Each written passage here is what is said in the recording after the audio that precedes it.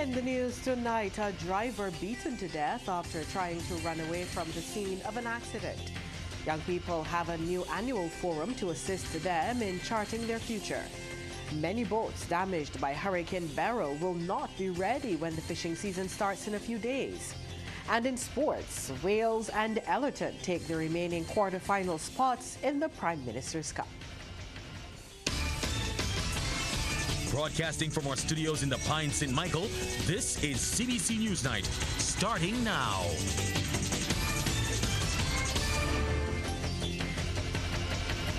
Very good evening to you. I'm Lisa Broom. Thank you so much for tuning in. In our top story tonight, a man has been beaten to death following what appears to be a hit and run.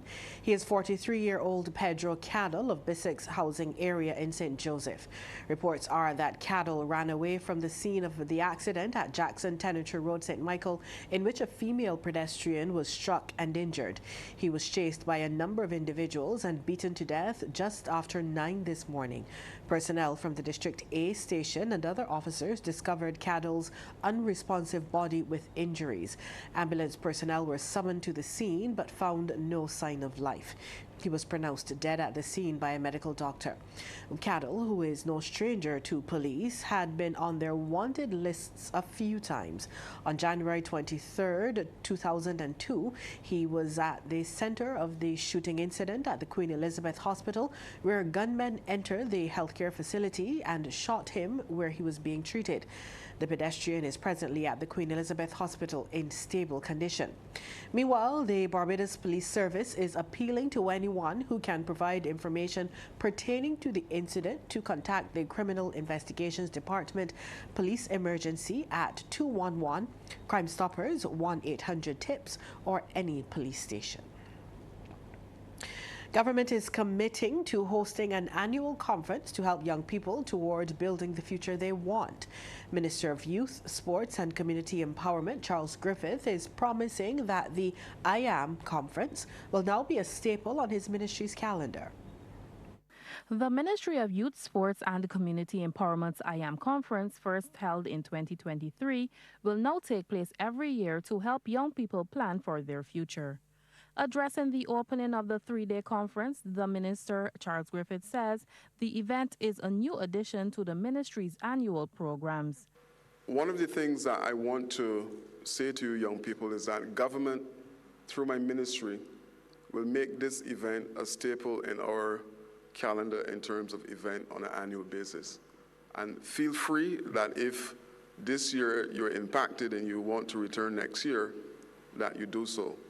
In addition, I'm hoping that you will invite a friend, or when you move away, you will share the information that we will pour into you over the next 3 days to encourage others to be a part of the process.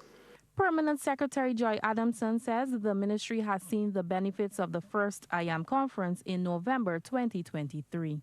She says over the next 3 days, hundreds of young people aged 16 to 35 will be able to interact with experts across various sectors. This I Am conference is intended to empower young people through exposure to diversified and interactive personal and professional development sessions. It is aimed at preparing them to embrace opportunities and face any potential challenges by being able to pivot around such challenges. Business owner and final-year medical student, 30-year-old Miranda Blackman, shares her experience of ignoring those who did not believe in her dream of becoming a doctor. Guys, I did not give up. And I was determined to be a doctor no matter what. And guess what, guys? I am currently doing it. Ms. Blackman is encouraging young people to never give up on themselves, no matter what obstacles they face. This life and this world is your oyster. I want all of you to claim your dash. I want you to make your dash matter.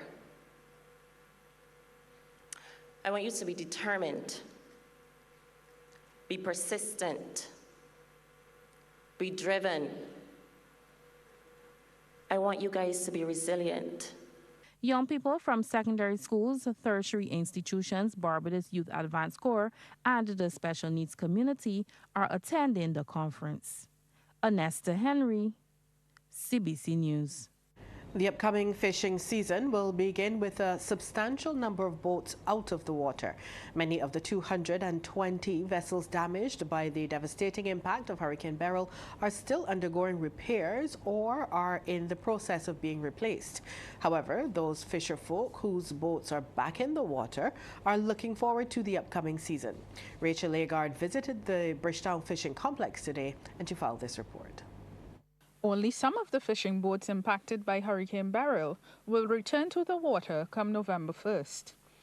President of the Bridgetown Fisherfolk Association, Adrian Muscles-Wiltshire, says those boats considered to be flying fish boats are not ready, and the fishing industry will have to depend on the longliners. He anticipates the majority of boats will not be ready for the water before January, but he says he will monitor the situation over the next 2 to 3 weeks. There's still a long way to go. Some of the fishermen are working like overtime to get the boats back in the water. But, we had the issue a little while back with some material that wasn't in the island. And then because of the large amount of boats that got to get repaired, to have a qualified repairman, someone that knows how to deal and to repair and to do the necessary from boats that was damaged, that workforce is not very plentiful. So some of the guys there, they would have to sit down and wait till a boat is finished and a set of workmen is free to be able to get the boats back in the water. Last week, Minister of Environment and National Beautification Adrian Ford disclosed that of the 149 damaged vessels, 78 owners received the 25% grant provided by government to facilitate repairs based on the assessment by marine surveyors. Marine surveyor and boat builder with M&M Marine Inc. and A&T Marine Limited, Malcolm Thompson, says he anticipates as the work progresses, more boats should return to the sea.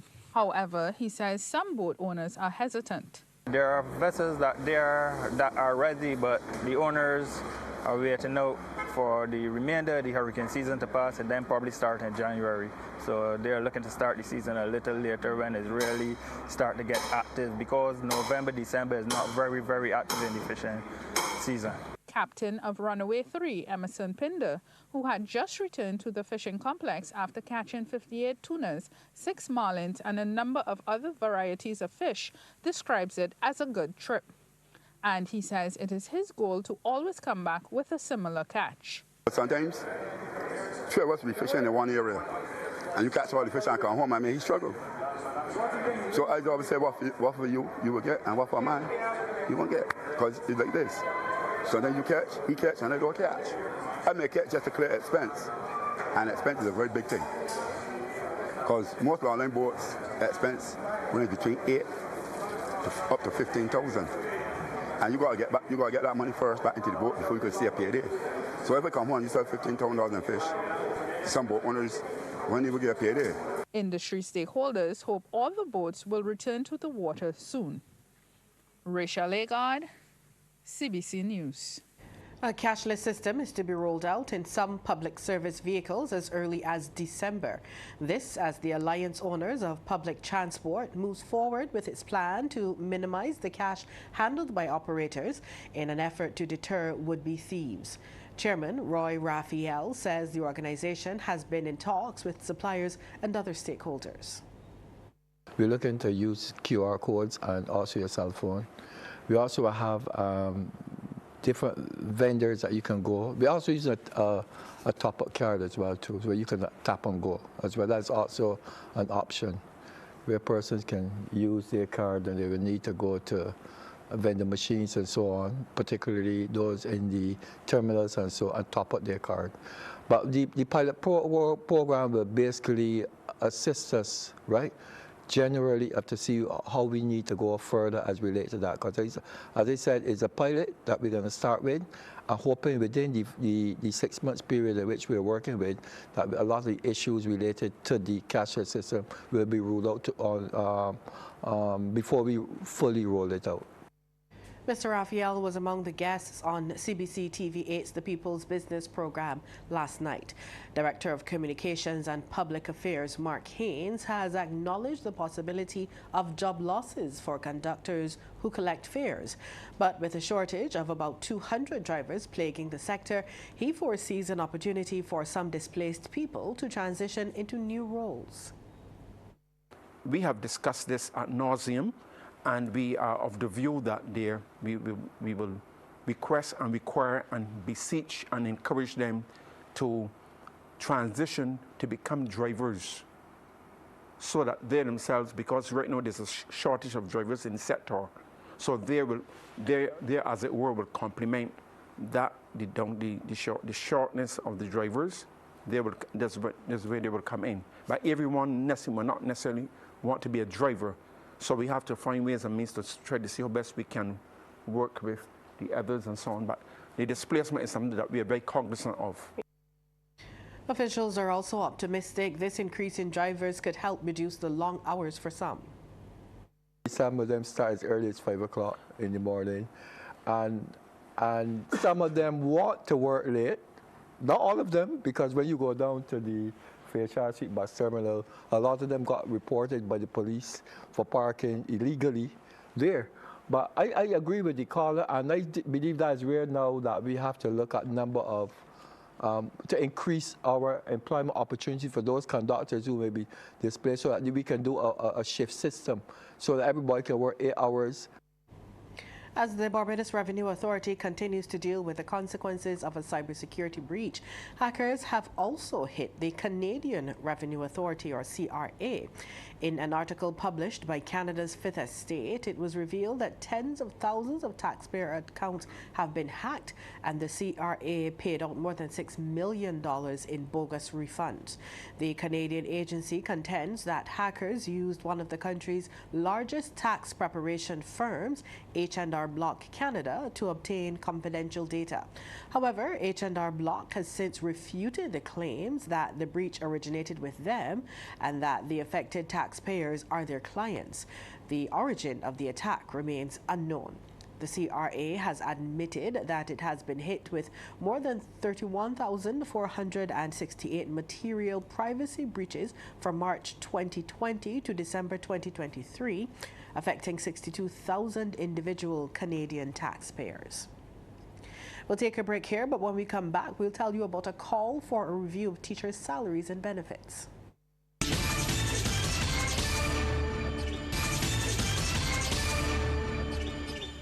The Barbados Union of Teachers will be advocating for a review of teacher salaries. The revelation from President Rudy Lovell came during the union's inaugural President's Gala and Award ceremony. He said some issues such as overdue incremental payments and incorrect salary brackets have persisted for years. Despite their financial struggles, teachers are dipping into their own pockets to provide essential supplies for their classrooms. This is not sustainable, and it certainly is not fair. The BUT intends to advocate for financial support for our teachers. This includes an annual allowance for classroom supplies, ensuring teachers are not burdened with the cost of educating the nation's children. We also intend to push for a review of teachers' salaries and benefits during the public sector job evaluation exercise, to ensure that educators are compensated in line with the value they bring to society.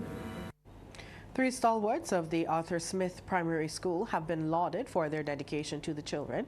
This was done as part of the school's Founders Day celebrations. Rachel Lagarde was there, and she filed this report. Lana Welch, Jennifer Jones, and Renee Rollins-Taylor were awarded as 3 of the unsung heroes at the Arthur Smith Primary School and the wider community. Miss Welch was lauded for creating the before and after care program at the school. Miss Jones started as a volunteer and now manages the school's WhatsApp chats in addition to serving as a key member of the Parent-Teacher Association, while Miss Rollins-Taylor is a brownie guider who has contributed to the school's mural and overall decor. Principal John Quinton says they have poured into the lives of many thousands of students, as well as boys and girls in the neighboring communities. I stand here today to call them blessed and to assure them that their outstanding work is recorded in heaven.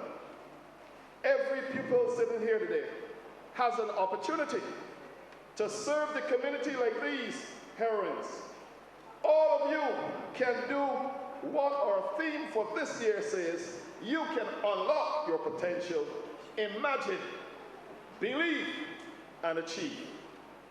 Guest speaker and former Barbados national athlete Sharita Odell focuses on the school's theme of unlocking my potential, imagine, believe, achieve.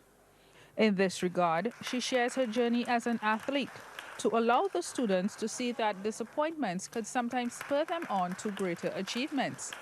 And she urges the students to always think big. What happens when you go for it and it doesn't work out? Do you stop? Do you give up? No? Do you keep going? You keep going. Even though that was one of the saddest points of my life, I heard you. You try again. You believe it first, you imagine it, you go after it, and even if everything doesn't work out, you gotta keep going. Ms. Odell also challenges the students to create a dream ticket and to always refer to it when the going gets tough, so they keep pushing towards their dreams. Rachel Agard, CBC News. A competition aimed at developing young people is expanding its reach this year. The essay competition in honor of late Barbadian Olympian Pearson Jordan is now open to all children attending primary and secondary schools in St. Peter. Before, it had been open to students of the Roland Edwards Primary School. CBC spoke with coordinator of the essay competition and member of the St. Peter Parish Organizing Committee, Cheryl Griffith. She says prizes will be awarded for the best submissions on November 24th to coincide with a road race in Mr. Jordan's honor. If you're hearing my voice, if you're a parent, if you're a class 4 child or ward, if they have been entered into the essay competition, or if you're a first form or secondary school, the topic for this year is building character among the youth through sports. We're asking the children to give us about 300 to 400 words. The schools will select at least the 5 or 8 best entries, send them on to us. The committee will meet, go through the scripts, and we'll select the first, second, and third place winners for the primary schools as well as the secondary schools.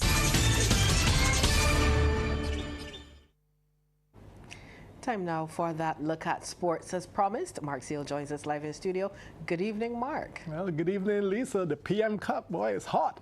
The Elite 8 of the Prime Minister's Cup are now known after Weymouth Wales and Ellerton took the last 2 quarterfinal spots last night in Speightstown.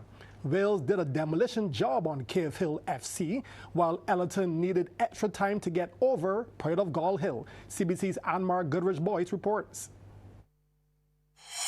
All roads led to Speightstown in St. Peter as the round of 16 in the Prime Minister's Cup reached its climax. First match of the night featured favourites Weymouth Wales in green, taking on Cave Hill to be the 7th qualifier for the quarterfinals. 16 minutes in, the Wales machine on the attack. Lovely 1-2, and Hayden Holligan is in on goal. Slotted it into the back of the net. That's 1-0. Cave Hill tried their best to put up a challenge, but Wales so often this tournament turned defence into offence. And it's a long throw from Kishmar Primus. Fell perfectly to Akil Apawit, who tucks it home. Wales led 2-0 at the break. A switch of ends now at the half. More of the same from Wales, though.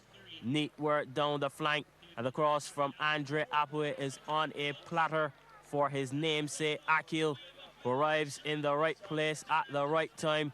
Collects his second and the third for Wales. Cave Hill in big trouble. A few minutes later, Apawit again on assistant duties. This time he picks out Romario Herwood, who rose to the occasion. Wales 4, Cave Hill 0.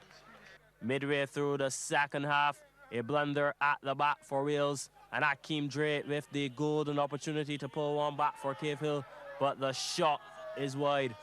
Wales continued their onslaught then. Substitute Jante James links up with Elijah Downey, and it's one of the easiest goals he'll ever score. 5-star performance. And it wasn't over just yet. Cave Hill begging for the final whistle, while Wales went on to score 4 more. This is the final roll of the dice. Akil Apaway steps into the box and completes a brilliant hat-trick. He looks to the heavens to pay tribute to a loved one as Wales trash Cave Hill 9-0 to progress to the final 8. At this stage of the night, thousands were gathered for the main event featuring newly promoted Premier League side Pride of Gaw Hill in white versus Allerton. 39 minutes on the clock. Ball played forward and Joshua Cummins is brought down in the box. Referee Jamar Springer immediately points to the spot. Gaw Hill with a chance to draw first blood from 12 yards. Ramon Rollins stepped up and side-footed it into the back of the net. Gaw Hill with the lead at halftime. Credit must be given to Gaw Hill for their resolute defending for a long period of the second half as Allerton were frustrated in the process. 5 minutes from time, Gaw Hill on the verge of an upset with Allerton heading towards the exit door, but not before some late drama. Ball played forward to substitute Rashad Jules, and that's absolutely brilliant. The tournament's leading goal scorer producing his 7th strike, all squared at the end of 90 minutes, so it's on to extra time. With penalties looming, both teams knew that a goal now would avert that drama, but it came down to who wanted it most. Jules, a menacing figure down the flank, finds Anson Barrow, who flicks on to Shaquille Bell. Slight deflection, and in class dismiss. Allerton turned things around, coming from a goal down to beat Pride of Gaw Hill 2-1 and set up a mouth-watering clash with Weymouth Wales in the quarterfinals. Anmar Goodrich Boyce, CBC Sports. Thanks, Anmar, and those quarterfinals will begin on November 3rd. On now to cricket, where Hayley Matthews and Deandra Dottin's Melbourne Renegades lost their opening fixture of the Australia Women's Big Bash League yesterday, going down to the Sydney Sixers. Renegades were sent into bat at the Adelaide Oval and made a useful 178 for 8 of their 20 overs. Georgia Wareham top scored with 61, while Dottin contributed 15. Matthews didn't play. Well, the Sixers replied with 197 for 7 of 19 overs to win by 3 wickets. Captain and player of the match, Elise Perry, top scored with 81 that included 11 fours and 3 sixes. So Matthews, Dottin and the Renegades will play their second match on Wednesday against the Brisbane Heat. That's the first half in sports. Lisa, when I come back, basketball, the local and the NBA. Thanks, Mark. Looking forward to that. But up next on Newsnight is the Business Report.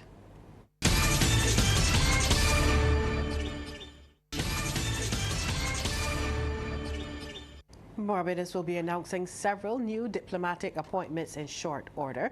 That's according to Minister of Foreign Affairs and Foreign Trade, Kerry Simmons. He says the appointments will form part of the country's effort to increase trade opportunities for local business people. We will name Consul General, Deputy Consul General to Miami and also to Toronto and also to we believe New York will be the next one.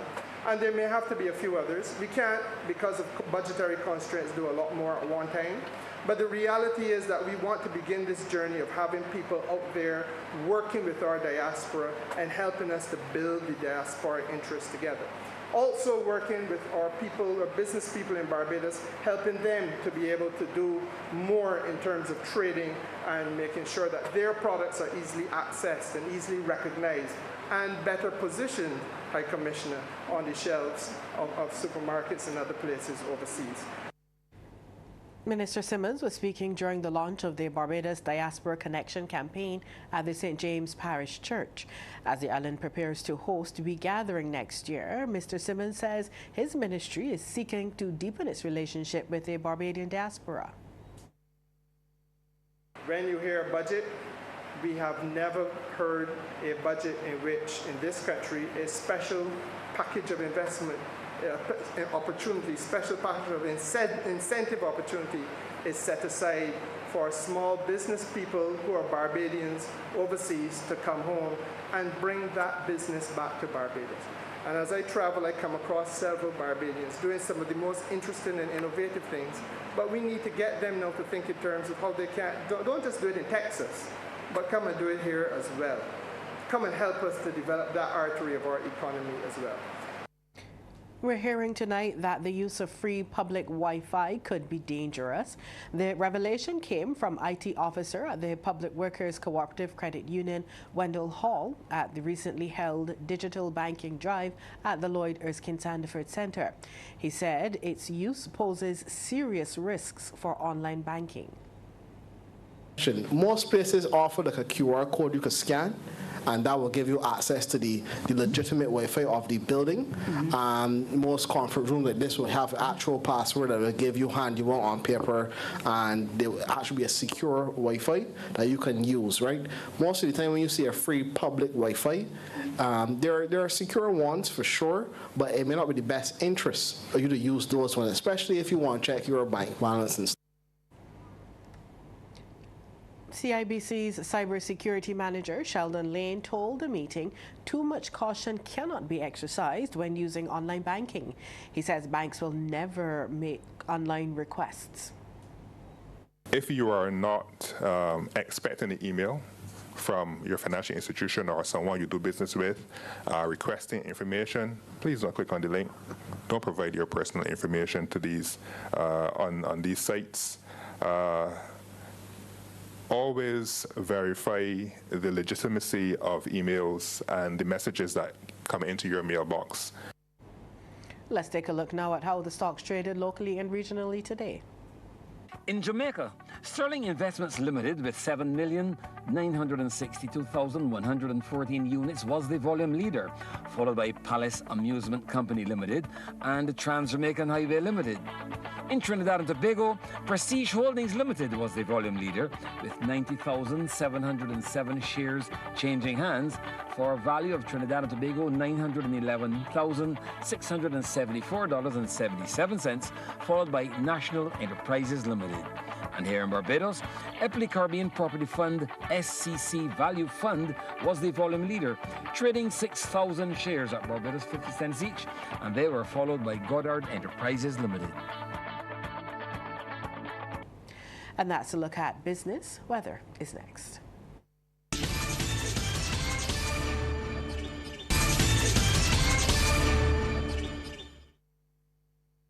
Well, we apologize for the absence of our usual weather presenters, but I do have some information for you. Across the leewards and northern windwards, there were occasionally cloudy skies along with a few brief showers, while a surface to low-level trough produced some cloudy skies and light to moderate showers across Barbados and the southern windwards. Rainfall maximums of 5.8 millimeters and 1.8 millimeters were recorded at Springvale in St. Thomas and Orange Hill in St. James, respectively. No measurable rainfall was recorded at the Barbados Met Services. Now, across the Twin Island Republic of Trinidad and Tobago and the Guyanas, mostly fair conditions were observed as a ridge pattern was the dominant feature. The winds across the region were light to moderate, peaking at 15 knots, and here at the BMS and in St. Lucia. Seas across the region were smooth to moderate in open water, peaking near 2 meters. We'll take a break here, and we'll come back with the forecast. Welcome back. A look at the forecast now. Tomorrow, the sea is expected to be smooth to moderate in open water, with swells ranging from 1 to 1.5 meters and increasing. Small craft operators and sea bathers on the western shoreline should exercise caution. As for the wind, the forecast is for a light easterly to east-southeasterly breeze from 10 to 20 kilometers per hour or 6 to 12 miles per hour and increasing.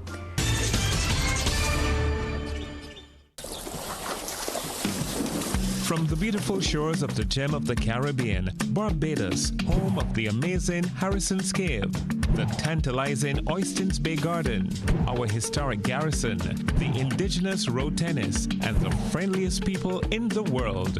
We are 94.7 FM, the ultimate Bajan experience.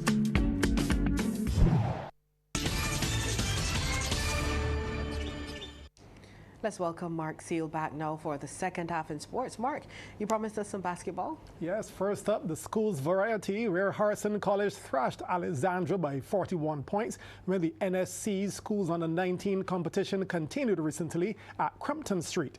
And Mark Goodrich-Boyce reports. Alexandra in blue losing possession early on, and it's a quick transition for ITSE's Walton Yardbrook, who gets it with the easy layup. Alexandra now trying to put some points on the board, but the shot is turned over again.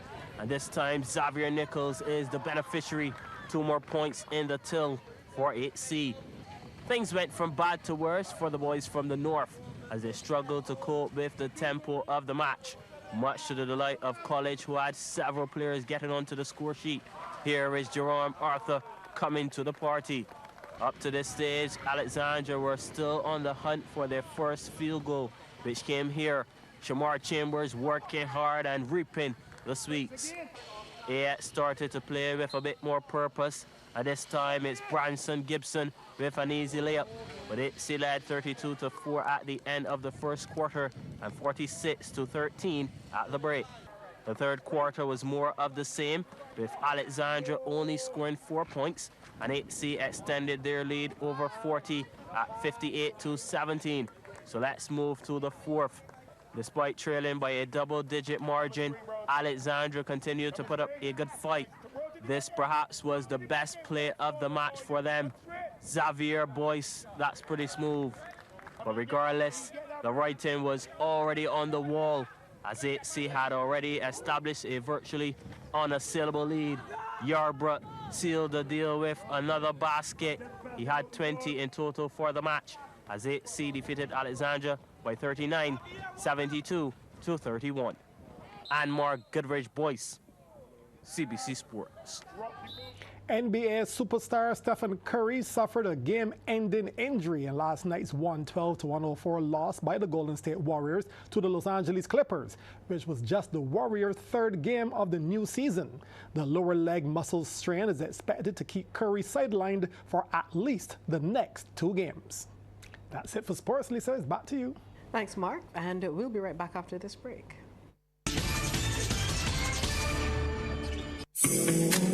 The facts say Morning Barbados reaches an audience of over 50,000 and Newsnight reaches over 56,000. It's simple. When you advertise, you're getting your message to over 50,000 of your potential customers. Make the call to CBC Sales Department today and watch your business grow. Contact us at 467-5559 or email marketing@cbc.bb. And that's news. Thank you so much for tuning in, and good night.